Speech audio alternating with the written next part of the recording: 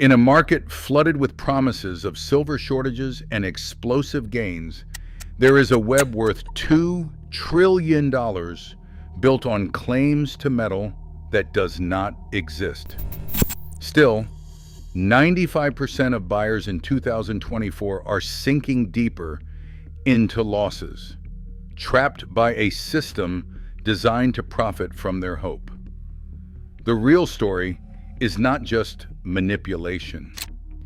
It is how every silver rally has been turned against ordinary investors by rules that change overnight. Why does buying now almost guarantee you will lose? The answer begins decades ago. In the late 1970s, a quiet accumulation of silver began to draw attention in financial circles. Nelson Bunker Hunt and his brothers, Herbert and Lamar, believed inflation would destroy the dollar. So they started buying silver, first in physical bars, then through futures contracts. Their purchases accelerated throughout 1979, and silver's price climbed from under $6 an ounce to nearly $50 in January 1980. The Hunts and their partners controlled a position so large it alarmed both Wall Street and Washington. On January 7, 1980, exchanges introduced a new rule: liquidation only. No new long positions were allowed. Traders could only sell or close existing contracts. At the same time, margin requirements soared, making it nearly impossible for leveraged buyers to hold on. The price of silver, which had seemed unstoppable, began to unravel. By March, it had crashed below $11 an ounce. The Hunt brothers, unable to meet margin calls, lost billions.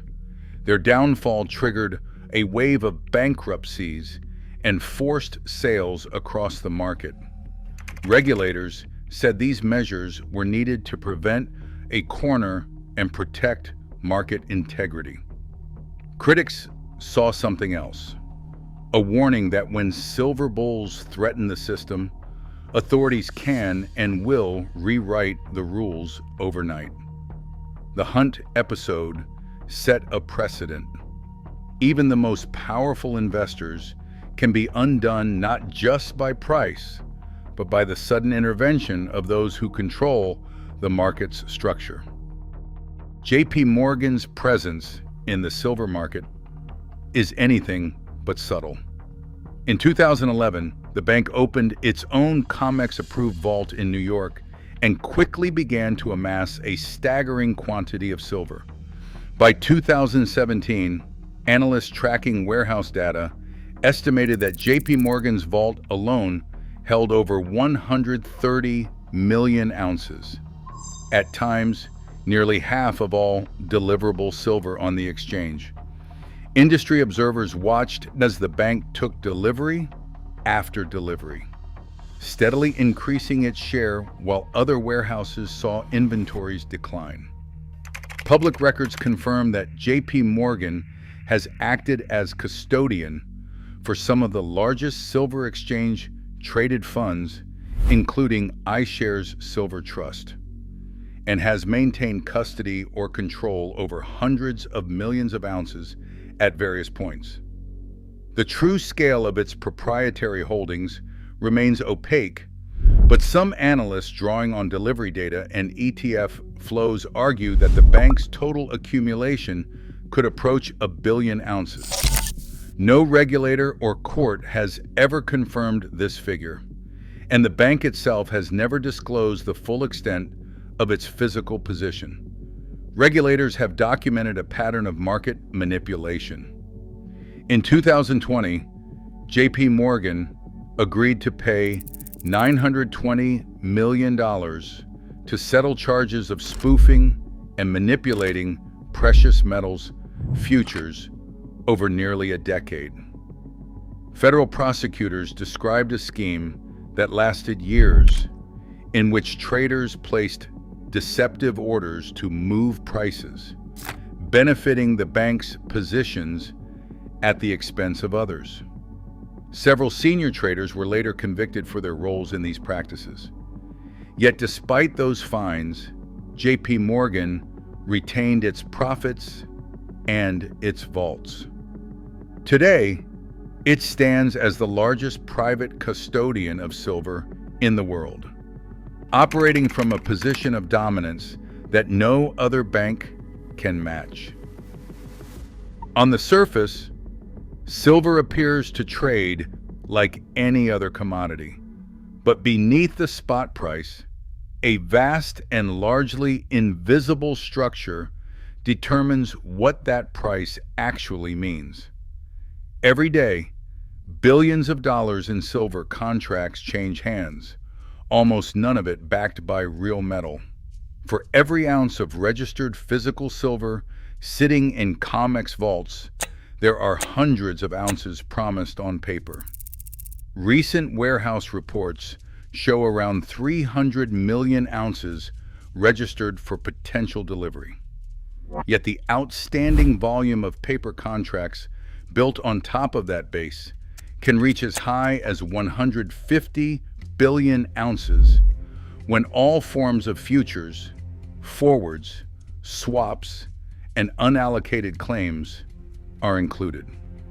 Some analysts estimate that the notional value of global silver derivatives, when rolled and stacked across markets, approaches $2 trillion, a figure that dwarfs the entire physical silver market, which is worth only a fraction of that.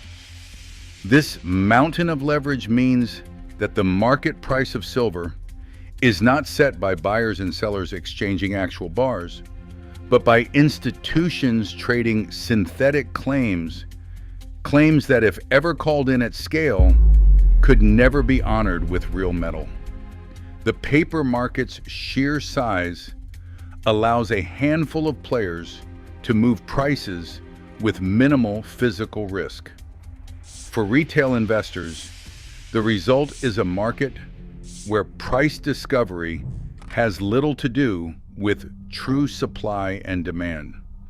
The entire system rests on the assumption that almost no one will ever demand delivery at once.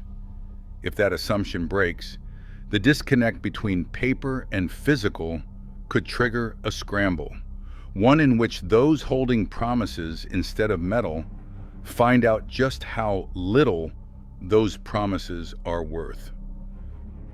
A retail investor sees headlines about silver shortages and decides to buy American Eagles, paying $35 per ounce when the spot price is only $26 per ounce. The dealer collects a $9 premium per coin, more than 30% above spot. This markup is not rare. It is the standard for most small buyers in 2024, with premiums on popular coins and bars running from 25% to 40%. Dealers justify these prices by pointing to fabrication costs and supply bottlenecks. But the math is brutal. The moment a retail buyer completes the purchase, the metal's resale value drops to the dealer's buyback price, typically at or just below spot.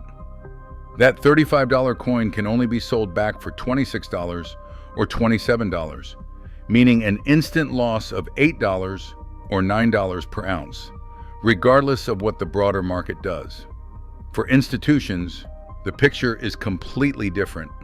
Large buyers can access 1,000-ounce bars at a few cents above spot, sometimes even below if they are providing liquidity. The spread they face is a fraction of a percent, not a third of the purchase price.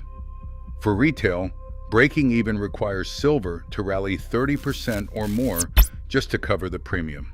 If the price stays flat or drifts lower, the loss is locked in from day one. In practice, nearly all retail buyers who purchase during hype periods when premiums are highest never recover these costs. The structure makes the loss immediate and almost impossible to escape, turning the promise of a safe haven into a guaranteed setback for anyone outside the institutional circle. Bart Chilton, a former commissioner at the Commodity Futures Trading Commission, did not mince words about the silver market. In interviews and public statements, he described silver as the most manipulated market in all of commodities. Chilton pointed to a small group of major banks holding massive short positions. At times, just 4 institutions controlled enough paper silver to sway global prices.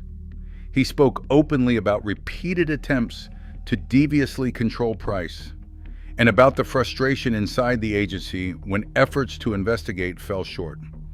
Despite years of complaints and mounting evidence, enforcement rarely followed. Chilton's warnings carry the weight of someone who saw the inner workings of the system. He described concentrated power, persistent manipulation, and a regulatory environment unable or unwilling to intervene.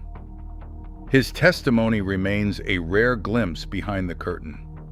It gives legal gravity to claims of a market rigged against ordinary investors.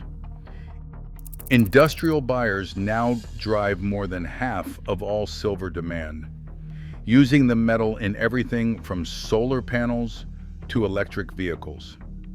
For these companies, silver is a critical input, one they will secure at nearly any price below $50 an ounce, since it represents only a fraction of their total production costs.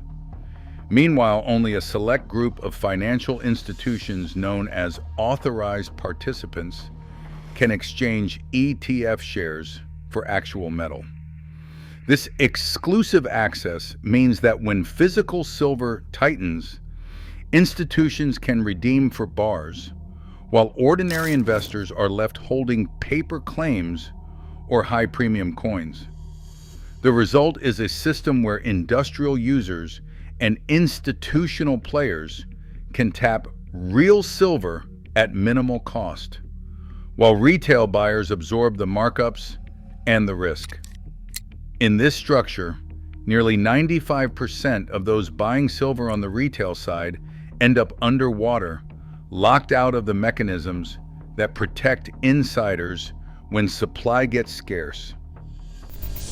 Every trade today is shaped by algorithms, not scarcity. As long as paper claims outnumber real silver by hundreds to 1, retail buyers fund the game they cannot win. In a market designed to extract, the only certainty is who profits and who pays. Stay vigilant.